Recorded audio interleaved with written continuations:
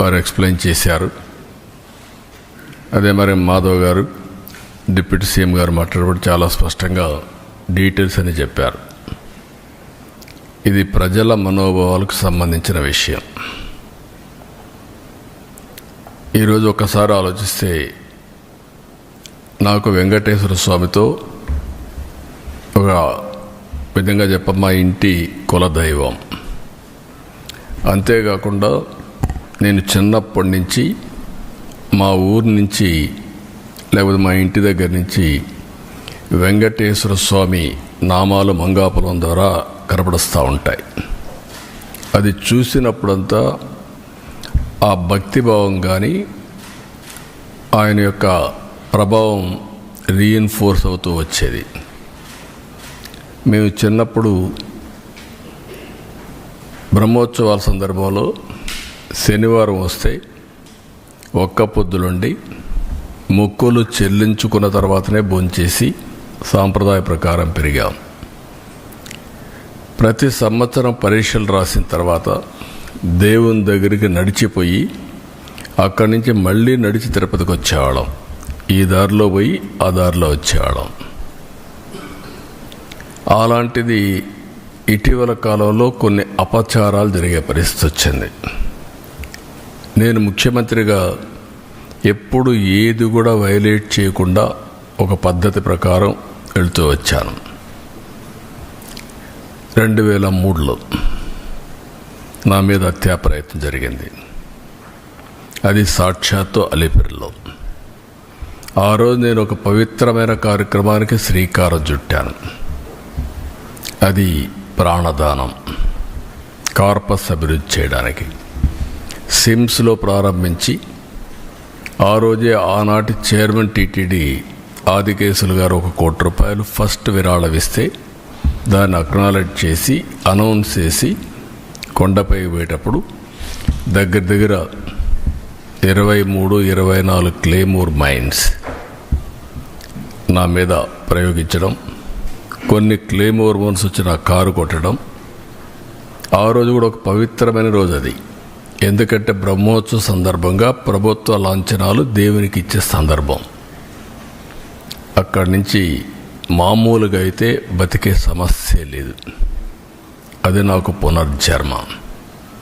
సాక్షాత్ వెంకటేశ్వర స్వామి దిగొచ్చి నన్ను కాపాడాడు తప్ప లేకపోతే ఏ విధంగా కూడా బ్రతికే సమస్య లేదు.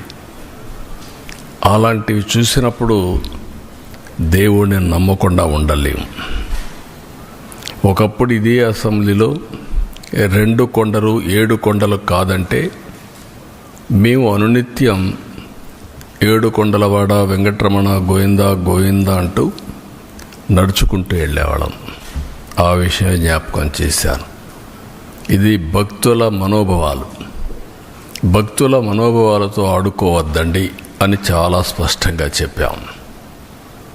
గడిచిన 5 సంవత్సరాలు వీళ్ళ ప్రవర్తన పరాకాష్ఠకెళ్ళింది. వీళ్ళ అధికారం ఉన్నప్పుడు రాముడి తల తీసేస్తే నేను అక్కడికి పోయి అడగడానికి, వాస్తవాలు చూడడానికి పోతే తిరిగి నా మీద కేసు పెట్టారు. అంతర్వేదిలో రథం తగలబడిపోతే అడిగితే కంతిరీగలు కాల్చాయి, అంతేగాని ఎవరికి సంబంధం లేదని. ఆంజనేయుడి తోక కట్ చేసి పగలు కొడితే అడిగితే ఆ రోజున్న పాలకుల యొక్క గర్వం చూస్తే బొమ్మే కదా, ఏమైపోతుంది, మళ్ళీ ఇంకో బొమ్మ పెట్టుకోండి అని మాట్లాడారు.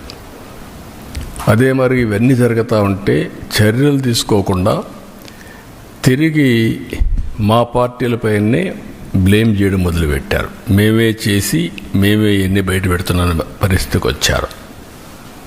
తిరుమల ఈరోజు ఏదైతే చెప్పారో ఈరోజు వచ్చింది కాదు.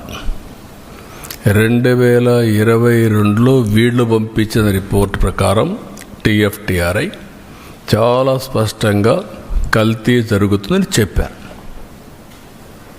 డెలిబరేట్గా తొక్కిపెట్టారు, యథేచ్ఛగా కొనసాగించారు. నేను ముఖ్యమంత్రి కాకమునపు నేను చాలాసార్లు ప్రయత్నం చేశాం, పోరాడాం. కడాను నేను ముఖ్యమంత్రి అవుతానే నేను నిర్ణయాలు తీసుకున్న దాంట్లో ప్రధానమైన నిర్ణయం, ముఖ్యమంత్రిగా ఫంక్షన్ చేయాలంటే ఒక ప్రిన్సిపల్ సెక్రటరీ ఉండాలి. ఫస్ట్ ప్రిన్సిపల్ సెక్రటరీని పోస్ట్ చేశాను.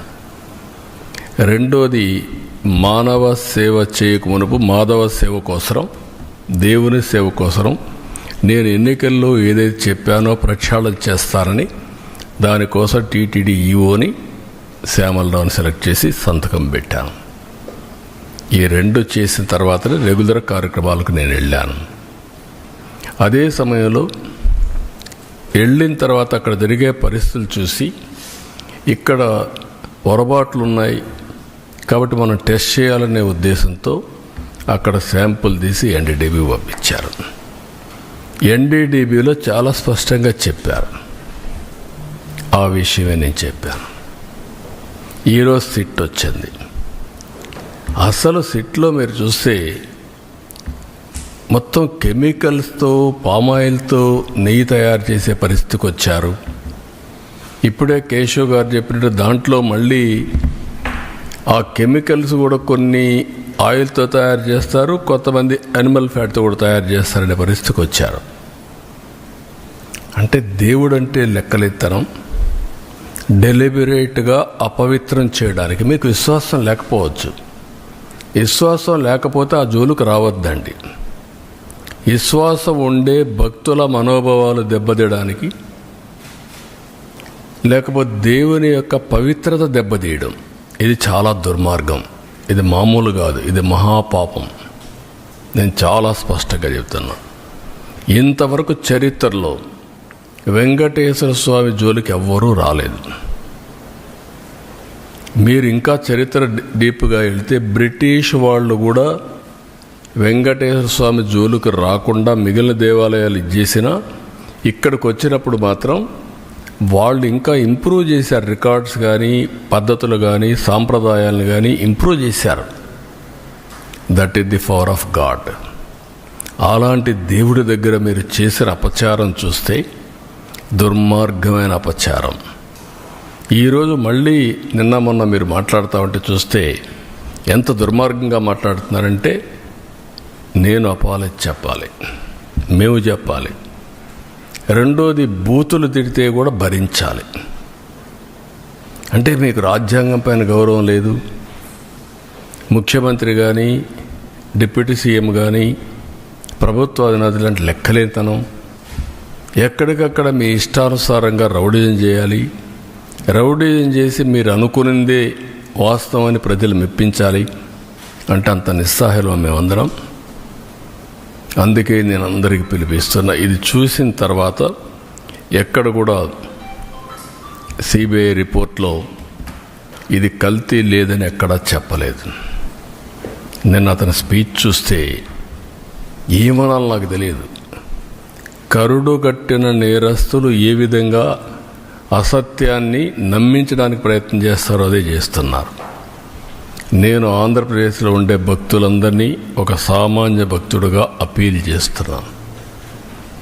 రిపోర్ట్స్ అన్నీ మీ రోజుల్లో ఉంటాయి. దేవుని యొక్క పవిత్రత మనం కాపాడుకోవడం మనందరి బాధ్యత. ఫండమెంటల్గా ప్రతి ఒక్కరు, విశ్వాసం ఉండే ప్రతి ఒక్కరూ దేవుణ్ణి దర్శనం చేసుకోవడమే కాదు, దేవునికి అపచారం జరిగినప్పుడు, అపవిత్రం జరిగినప్పుడు ఎవరైనా సరే ముక్త కంఠంతో ఖండించాల్సిన బాధ్యత మనపైన ఉంది. తిరిగి ఇలాంటి చేయాలంటే ఎవరైనా భయపడే పరిస్థితి రావాలి. ఈరోజు అందుకనే మేము ముగ్గురం కూర్చున్నాం. ఇది ఇంతటితో వదిలిపెట్టే సమస్య లేదు.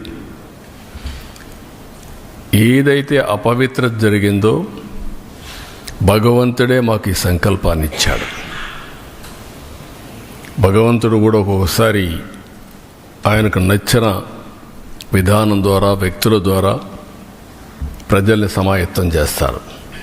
అందుకే మాకు ఈ బాధ్యత అప్పచెప్పారు. ఇది దేవుని కార్యక్రమం కింద తీసుకుంటున్నాం, పవిత్రమైన కార్యక్రమం తీసుకుంటున్నాం. ఆ రోజు నాకు ప్రాణభిక్ష పెట్టా అంటే ఆయనే పెట్టాడు. నిన్న ఇన్ని కోట్ల మంది భక్తులు ప్రాణాలు పోగొట్టకుండా కాపాడుకున్నారంటే కెమికల్స్ కలిపినటువంటి ప్రసాదం లడ్డు. లడ్డూకు ఒక ప్రసక్తి ఉంది.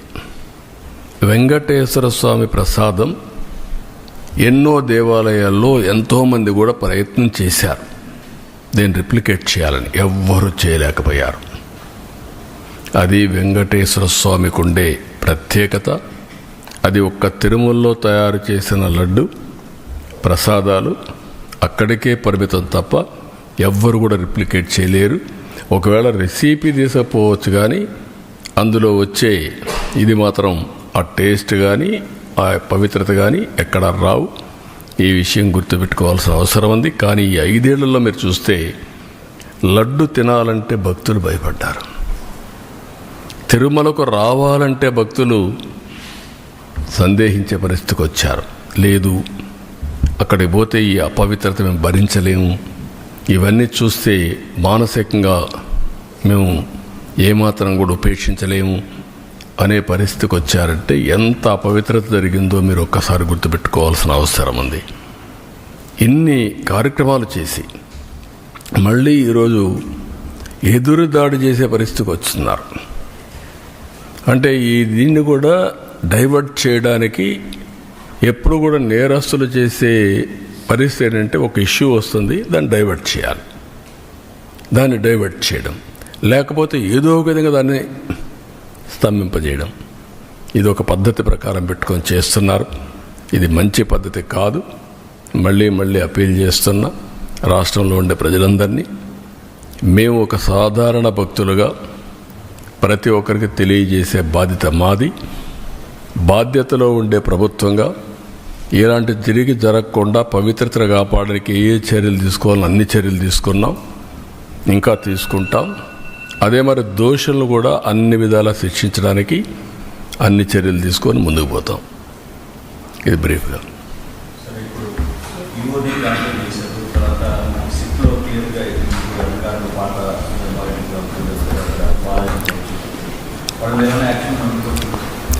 యాజ్ ఆన్ టుడే మాకు ఏదైతే ఛార్జ్ షీట్ వేశారో ఛార్జ్ షీట్ ఇంకా నెంబర్ కావాలి, అది రావాలి. అదే మరిగా మాకు యాక్షన్ తీసుకోమని ఒక రిపోర్ట్ పంపించారు సిబిఐ. వీళ్ళందరిపైన అడ్మినిస్ట్రేటివ్ యాక్షన్స్ తీసుకోమని పంపించారు. అందుకే 1 man కమిటీ ఒకటేసి మొత్తం అనలైజ్ చేసి ఎక్కడెక్కడ ల్యాబ్సెస్ ఉన్నాయి ఆ ల్యాబ్స్ అన్ని అధ్యయనం చేసి యాక్షన్ స్టార్ట్ చేస్తాం. అవసరమైతే కోర్టులో కూడా ఇంకా ఏదైనా అడిషనల్ ఇన్ఫర్మేషన్ ఉంటే సబ్మిట్ చేస్తాం.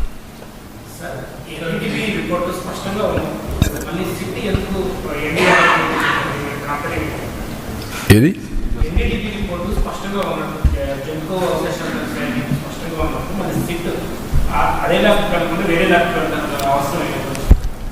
ఏది ఏమైనా ఆ ల్యాబ్కు పోయినా ఏ ల్యాబ్కు పోయినా ఒక్కొక్కసారి ఒక్కొక్కరికి ఆ lab report as on today ఇచ్చిన రిపోర్ట్లో కూడా మీరు చూస్తే ఏమన్నారు, మేము పూర్తిగా రూల్ అవుట్ చేయడం లేదు, కానీ మాకు ఆ టెక్నాలజీ లేదు, ఇది కమర్షియల్ కాదు, మేము ఇంటర్నల్ హౌస్లో డెవలప్ చేసుకుని దాని ప్రకారం రిపోర్ట్ ఇస్తున్నాం చాలా స్పష్టంగా చెప్పారు. థర్డ్ పార్టీ రెఫరెన్స్ కూడా చేయమని కూడా చెప్పారు. అప్పుడు చెప్పినప్పుడు where is the question? First report confirm చేశారు, ఏ రిపోర్ట్లో చూస్తే చేశారు. నేను ఒకటి అడుగుతున్నా, అసత్యాలు 2022లో రిపోర్ట్ వచ్చిందా లేదా? ఎందుకు తొక్కి పెట్టారని అడుగుతున్నా. ఆ రోజు మీరు కానీ యాక్షన్ తీసుకొని ఉంటే తెలుసో తెలియకో తప్పు జరిగిందని సమర్థించుకునే అవకాశం ఉంది. కానీ మీరు డెలిబరేట్గా చేశారు కాబట్టి, డెలిబరేట్గా చేయాలనుకున్నారు కాబట్టి అది తొక్కపెట్టి మీరు ముందుకెళ్ళారు. అందులో కూడా మళ్ళీ ఆనాటి చైర్మన్ పిఏకి డబ్బులు ఇచ్చారు, 4,68,00,000 ఇచ్చారు. అంటే ఏమనుకుంటున్నారు మీరు? బుకాయిస్తే ఇదైపోతుందని. ఇంకా రేపు రాబోయే రోజుల్లో ఆ రిపోర్ట్లని చదివితే ఇంకా చాలా విషయాలు వస్తాయి. టీటీడీ బోర్డు చైర్మన్కి తెలిసే జరిగింది. మెంబర్లంతా కూడా ఎవరంటే వాళ్ళు పోయి కూర్చొని వీళ్ళ మనుషులకు పెట్టుకొని పర్చేస్ కమిటీలో నిర్ణయాలు చేస్తారు, వాళ్ళే ఈరోజు ఎదురుదాడి చేస్తారు. ఇది మంచి పద్ధతి కాదు. అంటే మీరు దౌర్జన్యం చేస్తేనో లేకుంటే రౌడీజం చేస్తేనో ఇక్కడ మీ ఆటలు సాగుతాయనుకుంటే ఆ రోజులు అయిపోయినాయి. మీరే చూశారు ఈరోజు రాష్ట్రంలో. ఆ రోజు ముఖ్యమంత్రిగా నేనే ఉన్నాను.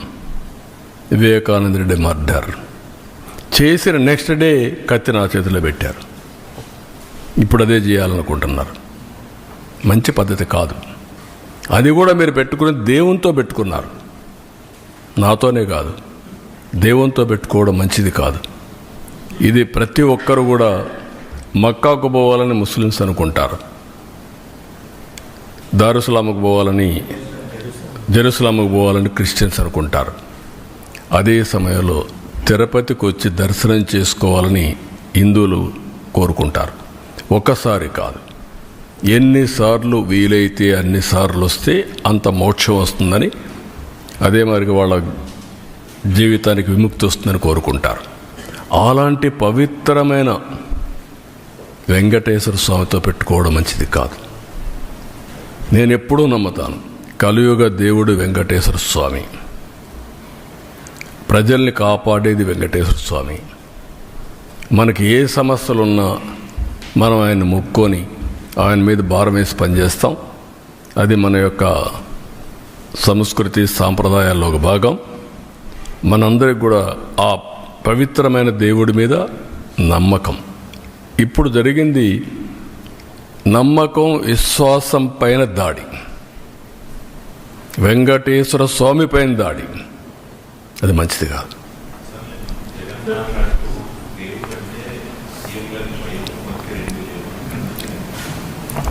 ఆయనకు వెంకటేశ్వర స్వామి మీద భక్తి ఉంటే మొన్న తిరుపతికి వచ్చాడు కదా, నేనేం చెప్పాను? మీరు డిక్లరేషన్ పైన సంతకం పెట్టండి. అది వెంకటేశ్వర స్వామి టీటీడీ సాంప్రదాయాలు. అబ్దుల్ కలాం పెట్టాడు కదా, పెట్టి దర్శనం చేసుకున్నాడు కదా, ఆయనకు నమ్మకం ఉంది కదా, నువ్వు ఎందుకు పెట్టలా? ఎందుకు రాలా? Can you answer this? అంటే నువ్వు ఒక మతస్థుడు కావచ్చు, తప్పులేదు. వెంకటేశ్వర స్వామి దగ్గరికి రావడానికి ఎవరైనా సరే అన్య మతస్థులు నమ్మకం ఉందని సంతకం పెట్టాలి, డిక్లరేషన్ ఇవ్వాలి. నేను దర్శనం చేసుకోవచ్చు. ఎందుకు రాలేదు? అంటే ఇప్పటి వరకు నువ్వు చేసిందంతా ఇవే కదా. వెంకటేశ్వర స్వామి నాకు ప్రాణభిక్ష పెడితే నాకు నమ్మకం లేదు, నువ్వు మాట్లాడతావా? అంటే ఏంటి? ఎక్కడికి పోతున్నారు మీరు? ఒక హద్దు, ఒక లిమిటేషన్స్ ఉంటాయి. బియాండ్ లిమిటేషన్స్ ఏం చెప్పినా ప్రజలు నమ్ముతారు, ఏం చేసినా నా ఇష్టం, అది కుదరదు. ఆ విషయం వీళ్ళు గుర్తుపెట్టుకోవాలి. అంటే దేవుని పవిత్రత కూడా కాపాడలేని అసమర్థులం కాదు మేము. నేను I'm very clear in this.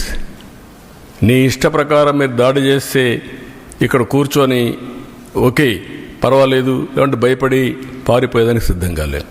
ఆ మాట చెప్తాను.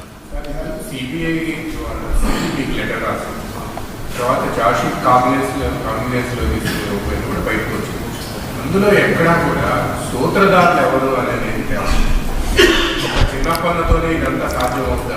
బోర్డు మీటింగ్లో 2020 ఫిబ్రవరి 29వ తేదీన బోర్డు మీటింగ్లో తమ్ముడు కేశవ్ గారు చెప్పినట్టు టెండర్ మొత్తం మార్చేశారు రూల్స్ అని. ఎలా సాధ్యమవుతుంది అంటే బోర్డు మీటింగ్లో మాత్రం? ఒక్కొక్కసారి ఇన్వెస్టిగేషన్ ఏజెన్సీలో కొన్ని వస్తాయి. ఇక్కడ సిబిసిఐడి కానీ సిబిఐ కానీ ఇవన్నీ ఉంటాయి. అదే సమయంలో పార్టీలు are free to file in the courts. కాబట్టి అవన్నీ చేసి దోషుల్ని కాపాడడం, దోషుల్ని పనిష్ చేయడం బాధ్యతగా తీసుకుంటాం. ఉండే అన్నీ కూడా ఏ మార్గాలు ఉన్నాయో అన్ని మార్గాల ద్వారా, అన్నింటికంటే అండి మీరు గుర్తుపెట్టుకోవాల్సింది, ప్రజల మనోభావాలతో ఆడుకున్న వ్యక్తుల్ని, దేవుని పవిత్రతని దెబ్బతీయాలనుకున్న వ్యక్తుల్ని ఉపేక్షించే సమస్య లేదు.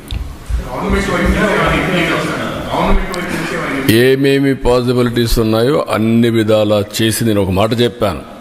ముందు మాధవ సేవ, తర్వాత మానవ సేవ. దేవుడే లేకపోతే సేవ ఏం చేస్తాం? నమ్ముకునేది మన అందరం డెస్టినీ, దేవుడు. ఆ దేవుడిని ఏ మంచి జరిగినా చెడు జరిగినా దేవుడిని ప్రార్థించి ముందుకు పోతాం.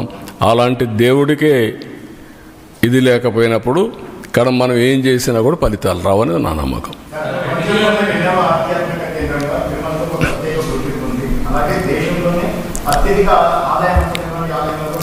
ప్రపంచంలోనే 350 కోట్ల రూపాయల వరకు కూడా ఖర్చు చేశారనుకుంటున్నారు. కానీ తిరుమల తిరుపతి దేవస్థానం ప్రత్యేకంగా ఒక గోశాలను నిర్మించుకుని దాంట్లోనే నీళ్ళు తయారు చేసుకుని ఎందుకు ముందుకు ఈ ఆలోచన ఏమన్నా వచ్చిందా చేస్తుంది? అవి కూడా మేము ఎక్స్ప్లోర్ చేస్తాం.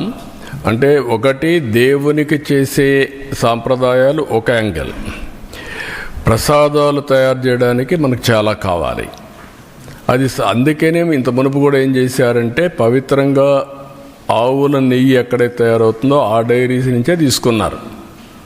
దాన్ని వైలేట్ చేయడానికి తక్కువ ధరకు కెమికల్స్ మిక్స్ చేస్తే వస్తుంది కాబట్టి ఎవడైనా పర్వాలేదని వీళ్ళ కమిషన్ల కోసం ఈ పని చేశారు. కమిషన్ కూడా నేను డెలిబరేట్గా వెంకటేశ్వర స్వామి యొక్క ప్రతిష్ట దెబ్బతీయడానికి, పవిత్రత దెబ్బతీయడానికి చేసినటువంటి కార్యక్రమం ఇది. అక్కడ డబ్బులు గిబ్బులు అక్కడ కాకపోతే వదిలి కొడతారు, అది వేరే విషయం. కానీ పవిత్రత దెబ్బతీయడం చాలా ప్రమాదం. That is where all of us has to understand. ఏ సిట్ మీద? సిట్ మీద ఎట్లా? ఎందుకు సిట్ మీద కమిటీ ఏంటి?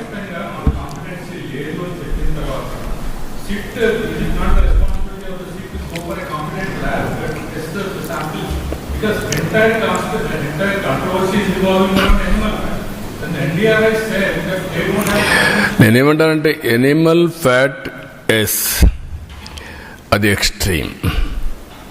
పవిత్రత దెబ్బతీసే విధంగా కెమికల్ గీతో తయారు చేసి ఇస్తారా దేవుడికి? మాట్లాడరు దాని గురించి. ఓకే, నువ్వు సిబిఐ చెప్పింది అంటున్నారు కదా, సిబిఐ చెప్పింది కదా కెమికల్స్ మిక్స్ అయినాయని, కల్తీ అని చెప్పారు కదా, పామాయిల్ అని చెప్పారు కదా, నెయ్యి లేదని చెప్పారు కదా, ఎందుకు మాట్లాడు? మహాపాపం కదా ఇది. ఆ మహాపాపాన్ని గురించి క్షమాపణ చెప్పక్కర్లేదు దేవుడికి? తప్పుకు చెంపలేసుకోవాల్సిన పని లేదా? మీరు 7 కొండలు 2 కొండలు అంటే కాదు, ఇది తప్పు అని చెప్పిన తర్వాత నేను దేవునికి మొక్కున్నాను, నేను వచ్చి మొక్కు తీర్చుకుంటానని చెప్పి తిరుపతి నుంచి పాదయాత్ర చేసి 7 కొండలు ఎక్కి దర్శనం చేసుకొని క్షమించమని దేవుని కోరుకున్నాం.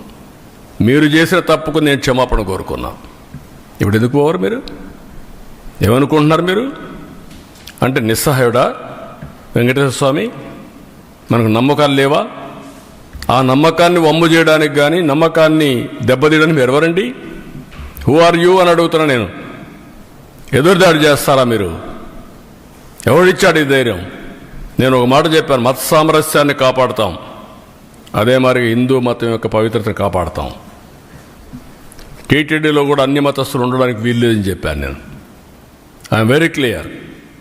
అందుకే నేను ఆ దేవునితో ఉండే అటాచ్మెంట్తో మీరు చూస్తే ఎన్టీఆర్ అన్నదానం పెడితే నేను ప్రాణదానం పెట్టాను.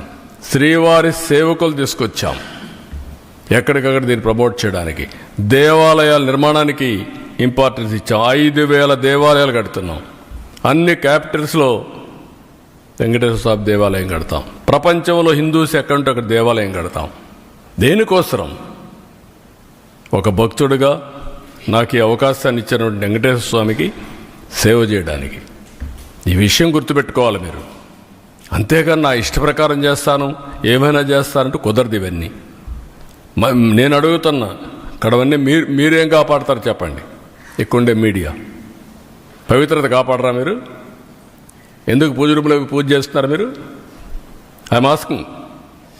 That is where every person in the state, in the country, first of all దేవుని యొక్క పవిత్రత కాపాడగలిగితే దానికి మనం ప్రయత్నం చేస్తే అదే నిజమైనటువంటి మాధవ సేవ.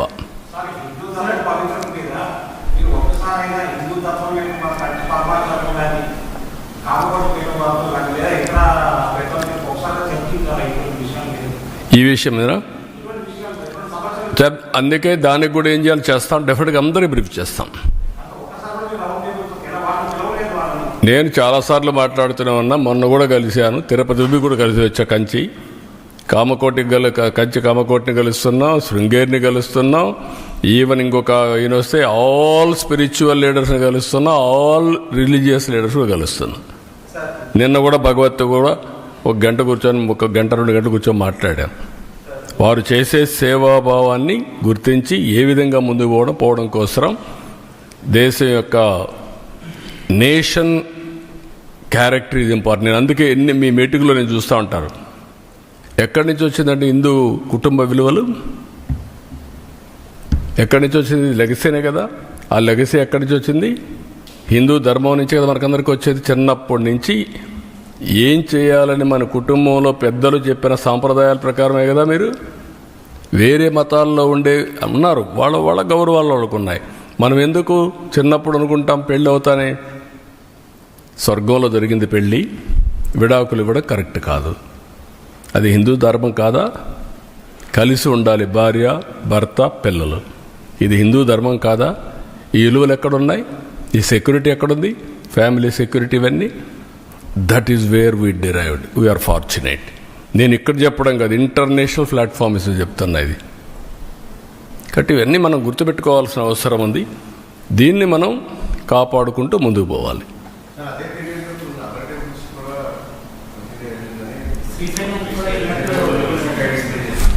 నేనేమంటానంటే డెలిబరేట్గా చేసినప్పుడు ఎక్కడ వీలైతే అక్కడ చేశారు. 10 టెంపుల్స్ ఇక్కడ చేశారు. 219 టెంపుల్స్ పైన దాడి చేశారు. కడాన వీళ్ళు చేసిన పని దేశంలో ఉండే దేవాలయాలు కూడా వీళ్ళ అపవిత్రత అక్కడ కూడా స్ప్రెడ్ చేసే పరిస్థితికి వచ్చారు. ఎందుకు? మేనేజ్మెంట్లో ఉన్నారు, గవర్నమెంట్లో ఉన్నారు. అది డేంజర్. ఓసారి ఎవడో చిన్న ఆఫీసర్ తెలియకుండా చేస్తే వాడిపైన యాక్షన్ తీసుకుంటా. పరకామణి కేసులో సెటిల్మెంట్ చేస్తారా మీరు? ఏంటండి? దేవుని విషయంలో దొంగతనం జరిగిందంటే మీరు సెటిల్మెంట్ చేసి ఇటీవల వస్తే దాన్ని సమర్థిస్తారు. ఏముందండి, అతను తీసుకున్న డబ్బుల కంటే ఎక్కువ ఇచ్చాడంట. అంటే ఏం మాట్లాడతారండి? First of all you don't have any belief. ఇది దొంగతనం జరిగింది, దేవుని సొత్తు దొంగతనం జరిగింది, ఇది తప్పు, ఇది పాపం అనే నమ్మకం మీకు లేదు. నమ్మకం లేదు కాబట్టి మీరు సపోర్ట్ చేస్తున్నారు. అంటే ఏమనుకుంటారు నాకైతే అర్థంగా. అంటే ఏమైనా మేము తిడతాం, ఏమైనా మాట్లాడతాం, జరిగిపోతుంది. నో విలువలు, నో క్యారెక్టర్, ఏదైనా చేస్తా. ఎక్కడికి పోతున్నాం మనం? మేము ఈరోజు మీరు చూస్తున్నారు ఎక్కడ బూతులు మాట్లాడుతున్నామండి మేము. ఇంకా బూతులు ఏంటండి మీరు? అంటే మీరు ఏమనుకుంటున్నారు నాకైతే అర్థం కాలేదు. నీ ఇష్ట ప్రకారం బూతులు అంటే మనకు ఆ బూతులు విన్న తర్వాత నా జీవితంలో ఒకటేసారి నేను కుంగిపోయాను. అసెంబ్లీలో నా జీవితంలో ఎప్పుడు ఏడాల, కళ్ళ నీళ్ళు రాలా. ఫస్ట్ టైం నా లైఫ్లో. నా ప్రాణం మీద కూడా నా మీద 23 క్లేమోర్ మైన్స్ బ్లాస్ట్ చేసినప్పుడు మీరు చూడండి నా ఫోటో. భయపడలా. అలాంటి మైండ్ గేమ్ ఆడతారా? క్యారెక్టర్ అసాసినేషన్ చేస్తారా మీరు? ఏమనుకుంటున్నారు? ఇవన్నీ ఉన్నాయి, ఇవన్నీ తర్వాత మాట్లాడతాను. ఇప్పుడు దేవుని విషయం మాట్లాడదాం. ఇక్కడ అన్ని విషయాలు ఏం చేయాలి, హ్యాండిల్ చేయాలి.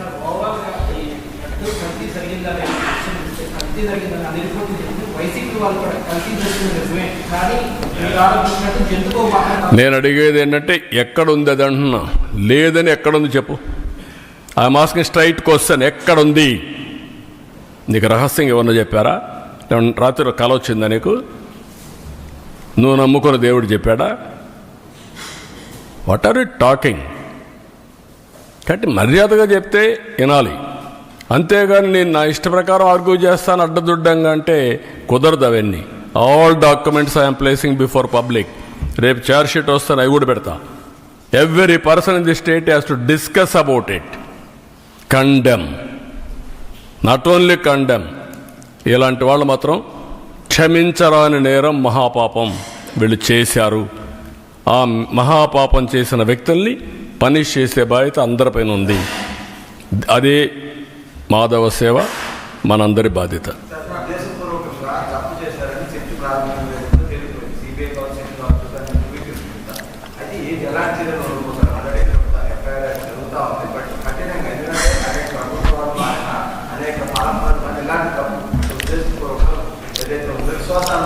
మీరే ఇన్ కోర్స్ ఆఫ్ టైం మీరే చూస్తారు ఎలాంటి పనిష్మెంట్ దేవుడు ఇస్తాడనేది.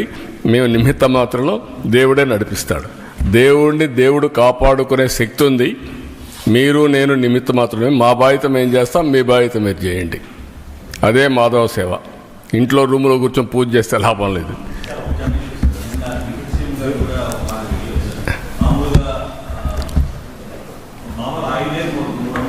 రూపాయలు వస్తుంది. నెయ్యిలో 300 పైన కనపడుతుంది. మరి నెయ్యి దాదాపు మీరు గుర్తుపెట్టుకోవాల్సిన ఇంటెన్షన్ ఏంటి?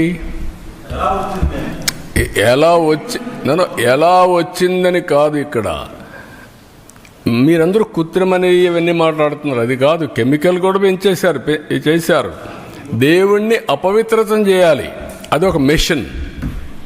వెంకటేశ్వర స్వామిని అపవిత్రం చేయాలి. పవర్ ఆఫ్ గాడ్ డ్యామేజ్ తగ్గించాలి. దానికి చేసిన కుట్ర ఇది మహాపాపం. అదే నేను చెప్పేది. ఏదో ఒకసారి తెలియకుండా చేశారు, ఎవడో కింద వాడు చేశాడు పర్లేదు. డెలిబరేట్గా నువ్వు నమ్ముకున్న ఈవో, నువ్వు పంపించిన ఈవో ప్రీవియస్ టర్మ్ చేశాడు, ఈ టర్మ్లో చేశాడు. ఏం చేశాడు? డబ్బుల కోసం కక్కుర్తిపడింది కాదు. డబ్బుల కోసం కక్కుర్తిపడింది కాదు. ఇది డబ్బుల కోసం. దీంట్లో ఒక కుట్ర ఉంది. కుట్ర కోణం దాగి ఉంది. నీ మనుషుల ద్వారా దేవుణ్ణి అపవిత్రం చేయడానికి చేసినటువంటి మహాకుట్ర, మహాపాపం. ఆ విషయం మీరు గుర్తుపెట్టుకో.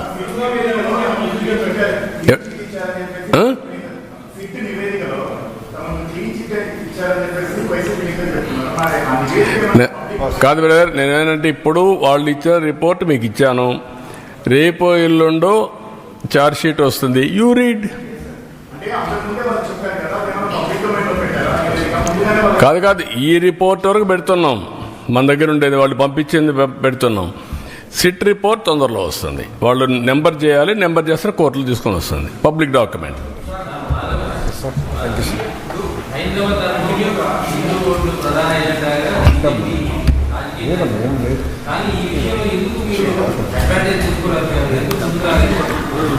రిపీట్ చేయండి.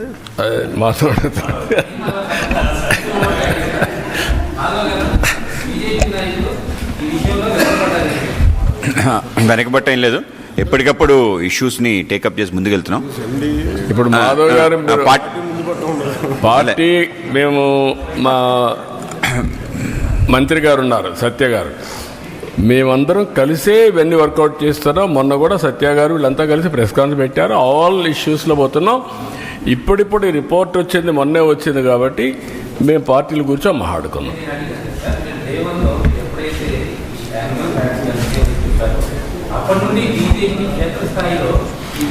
అంటే 3 పార్టీలు మేము అనుకోలేదు కదా. అంతలోకి కోర్టుకు పోవడం, సిబిఐ రావడం ఇవన్నీ వచ్చాయి కదా. ఉండటం వల్ల ఎక్కువ మాట్లాడలేం కదా.